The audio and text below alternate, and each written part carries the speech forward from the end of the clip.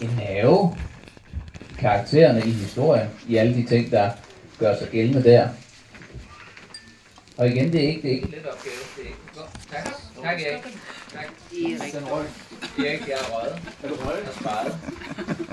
Er jeg der nu? Nu er jeg der. Det er godt. Nu har jeg glemt, hvad jeg snakkede om. Tak. Tak. Tak, Erik. Ramme en nerve. Tak. Du rammer en nerve. Man skal ramme en nerve i karaktererne, og det er en svær størrelse at gøre sig i. Og lad os da prøve at se, om jeg kan ramme noget nu. Det er sgu ikke sikkert. Nå. Men det er jo en fortælling, en historisk fortælling fra en anden tid. Og da Danmark var et andet land. Og det kan Erik jo nok fortælle så meget om. Han var jo der dengang.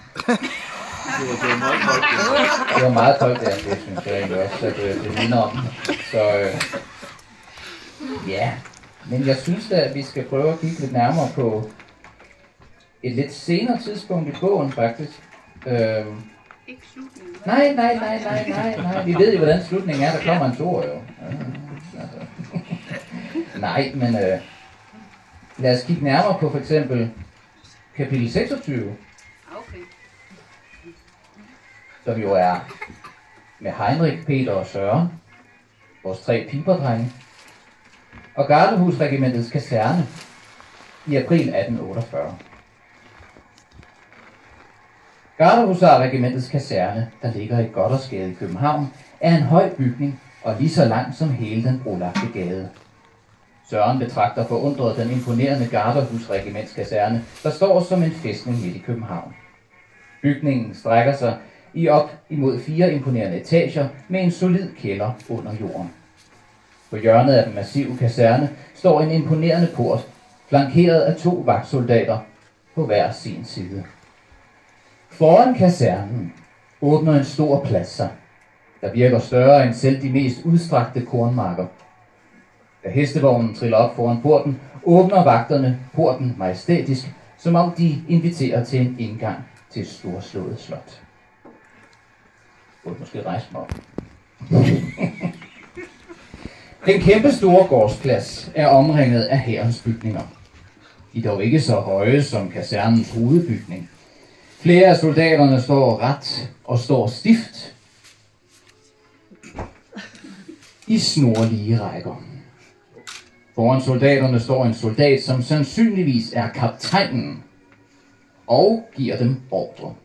Soldaten standser vognen og giver Søren og de andre tegn til at hoppe af. Da de kravler ned fra vognen, får de besked på at følge med ham ind. De går gennem en lang korridor, der stinker af en blanding af naftalin og svovl. Befængte eder. De går forbi flere døre og op ad en trappe til næste etage. Her er der en stor gymnastiksal, hvor de øvrige nyankomne opholder sig. De får ordre til at stille sig i den lange kø ind til salen. Søren er træt, men også spændt.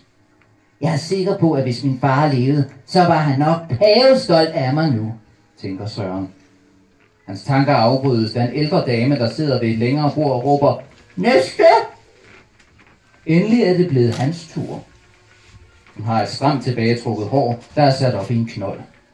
Uden at kigge op, spørger hun om hans fulde navn, fødested, højde og vægt. Efter han har svaret, får han udleveret et nummer på et stykke papir og bliver sendt videre til den næste ved det lange bord. Den næste er en yngre soldat, som ser lidt venligere ud. Med et lille smil giver han ham et håndklæde og dirigerer ham ind til lokalet til venstre, som fører ind til et omklædningsrum. I omklædningsrummet står der flere baljer med vand, og der ligger sæbe til at vaske sig med. Ren og nyvasket får Søren udleveret en uniform, samt et nyt håndklæde og sengelinned.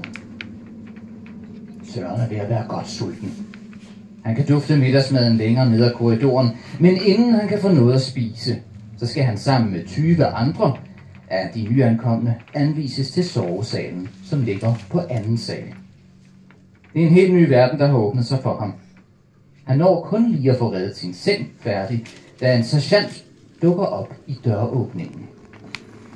I har 5 minutter til at stille til mønstring nede på gårdspladsen i ført uniform. I er der kommet for sent for ingen frokost, siger sergeanten og forsvinder lige så hurtigt, som han var kommet. Der bliver nu tumult på stuen. Alle har travlt med at komme i uniformen for allerførste gang. Alle er sultne. Søren maser sig, ligesom de andre, igennem den lille døråbning i panik. Da Søren kommer ned på gårdspladsen, kan han se, at de andre render rundt som hovedløse høns.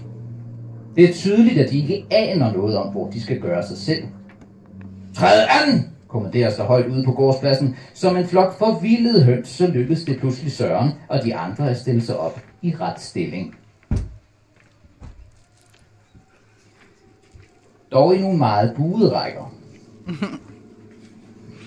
De bliver omhyggeligt talt op, endda 2 gange. Antallet stemte ikke.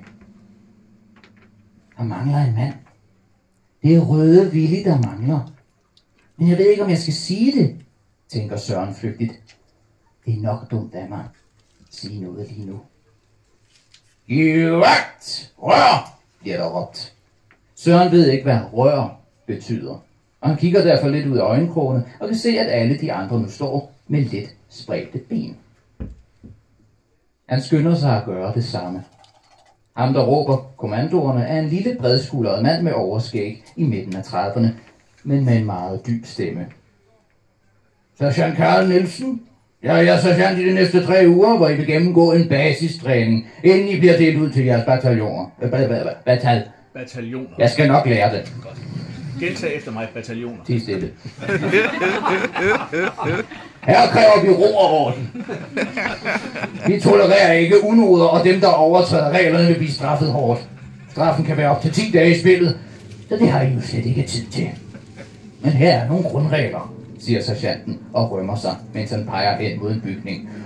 Ammunitionskammeret, som ligger bag jer til højre, er adgang strengt forbudt uden tilladelse. I skal altid komme til tiden, og inden I forlader jeres sovesal, skal jeres senge være opredte, og støvlerne skal være pudset.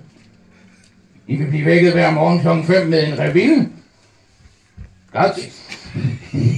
Det vil sige et signal fra trompet. Og fløjte. Og en sergeant eller korporal vil give jer kommando om at stå op.